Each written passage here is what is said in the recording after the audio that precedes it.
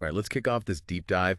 And, hopefully today we can help you guys out there turn those Google ads from like a pain in the neck into a flood of new leads.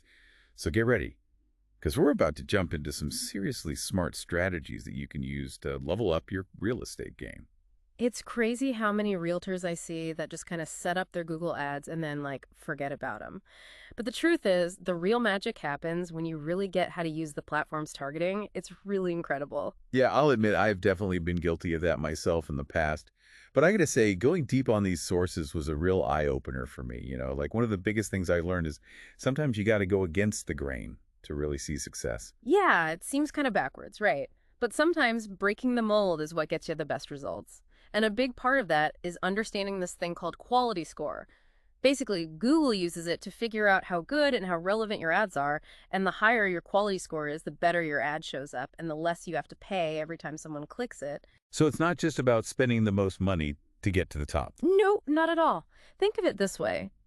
Google wants to show people the ads that are the most helpful and that make the most sense for what they're searching for. So if your ad is like a perfect match for what someone needs and it gives them a good experience, Google's going to give you a higher quality score. And that means your ad shows up in a better spot and you pay less for each click. It's pretty sweet. Okay, that makes sense. Yeah. But what can we actually do to get that quality score up? Is there like a secret recipe or something? Well, there's no magic formula, but there are definitely some strategies that work really well. And one of the most effective ones is using a campaign structure that's built around single keyword ad groups. I know it sounds a little strange, but trust me on this one. All right, I'm listening. Tell me more about these single keyword ad groups. A lot of times, realtors will try to jam a ton of keywords into just one ad group. So let's say you're targeting buyers in a city with a bunch of different neighborhoods. You might have one ad group for the whole city with keywords for different types of properties and areas all mixed together. Yeah, that's pretty much how I've always done it. What's wrong with that? Well, the problem is it makes your ads less relevant. Put yourself in the buyer's shoes. Like if someone searches for modern condos downtown and your ad just says, find your dream home, it's not really a great match. Okay, I see what you're saying. So how do these single keyword ad groups solve that problem? By making your ad groups super focused.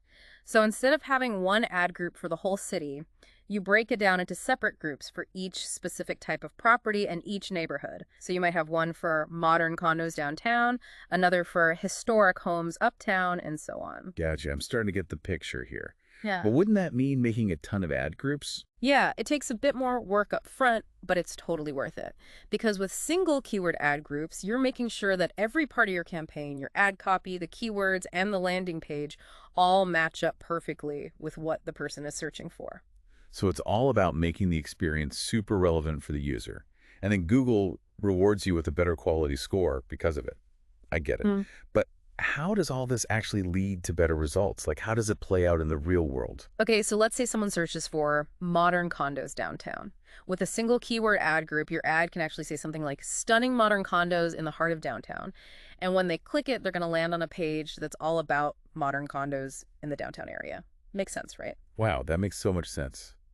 The whole experience is totally tailored to what they were looking for. Exactly. And because your ad is so spot on, they're way more likely to click on it.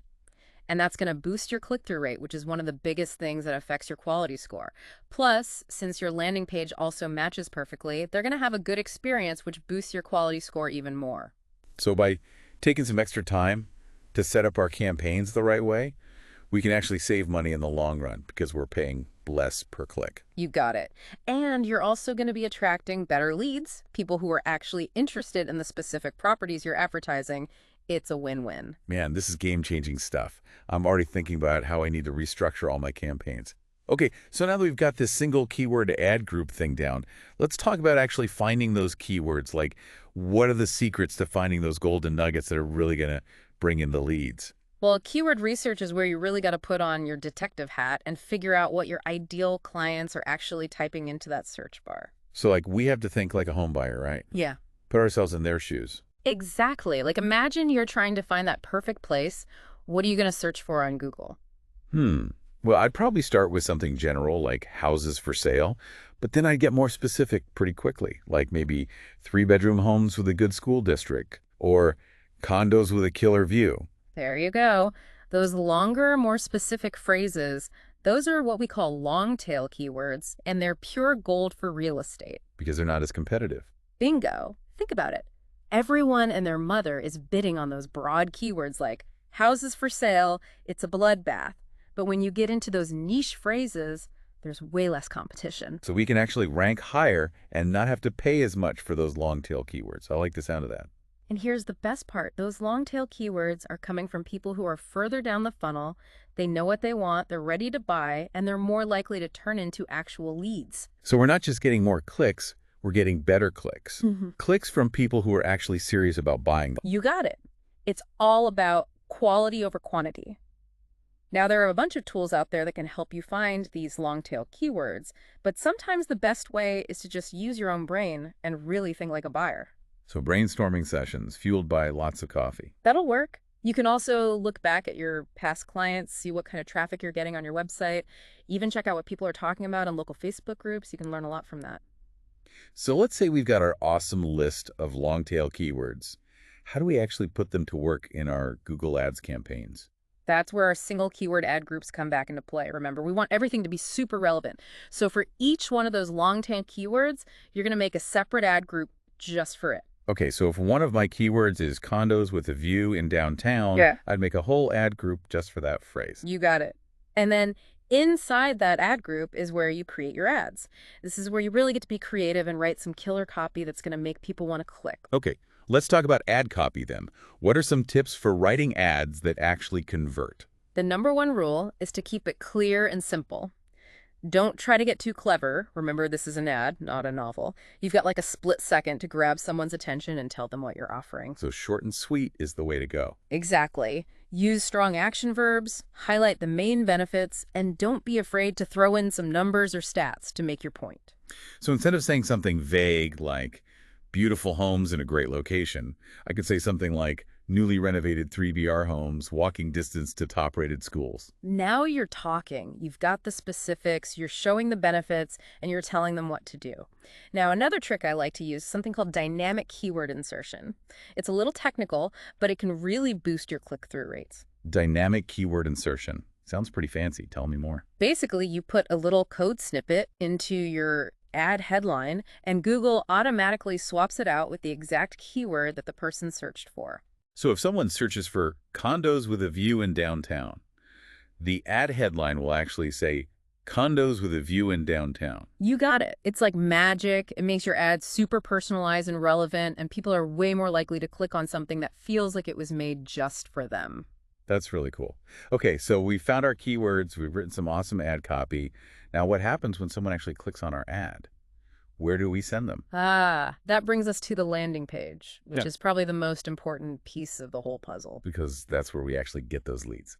All right, I'm ready for the landing page masterclass. What are the secrets to creating a page that converts like crazy? All right, lay it on me. What are the secrets to building a landing page that converts like crazy? It all comes down to relevance and being crystal clear. Remember that single keyword ad group we were talking about before? The one for condos with a view in downtown? Yep, I'm with you. So when someone clicks on that ad, they should land on a page that's all about, you guessed it, condos with a view in downtown. So we don't want to just send them to our main website with all kinds of different properties. No way. That's a recipe for disaster. You'll lose those leads faster than you can say open house. Your landing page needs to be like a mirror image of your ad. It has to show them exactly what they were searching for. Gotcha. So we need pictures of gorgeous downtown condos with amazing views, right? Exactly. High-quality photos and videos are a must. You want to get people dreaming about living in that condo, make them feel like they're already there. This is getting me pumped just thinking about it. What else should we put on our landing page? Don't forget, the whole point is to get those leads, so make sure you have a clear call to action, tell people exactly what you want them to do. Like schedule a showing today or download our free condo guide. Perfect. And you can also use a little bit of scarcity or urgency to nudge them in the right direction. Oh, I like that. Something like limited availability, don't miss out. You got it. Now here's a pro tip. Keep that landing page nice and clean. Don't overload people with too much information. Stick to the essentials and make it super easy for them to take action. Less is more. I can get behind that. All right, so we've got our campaigns all set up, our keywords researched, our ads written, and our landing pages optimized. Anything else we need to be thinking about? One mistake I see all the time is realtors setting up their Google Ads and then just letting them run on autopilot, but optimization is a never-ending game. So it's not a set it and forget it kind of thing? Nope, not even close. You got to be checking those campaigns all the time, looking at the data and tweaking things to keep getting better results. Okay, so what kind of data should we be paying attention to? There are a few key numbers you want to keep an eye on. Your click-through rate tells you how good your ads are at getting people to click. Your conversion rate shows you how many of those clicks are actually turning into actions on your landing page. And your cost per conversion tells you how much you're spending to get each lead.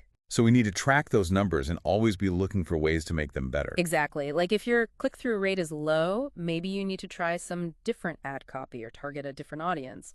And if your conversion rate is low, you might need to tweak your landing page or change up your call to action. So it's all about testing and experimenting and seeing what works best. Pretty much. But the good news is, Google Ads gives you a ton of data and tools to help you make smart decisions. The more you play around with it and optimize, the better your results are going to be. Man, this has been awesome. I feel like I finally understand how to use Google Ads the right way. Remember, it's all about giving your potential clients a smooth and relevant experience. Focus on quality over quantity, and you'll be attracting high-quality leads and turning those clicks into actual clients. Couldn't said it better myself. Well, thanks for sharing all your knowledge with us today. You've given us a ton to think about and put into action. My pleasure. Remember, knowledge is power, and when you have the right strategies, you can really unlock the full potential of Google Ads and watch your business take off. And that's a wrap on another deep dive. We hope you guys found this episode helpful and that you're ready to take your Google Ads game to the next level. Until next time.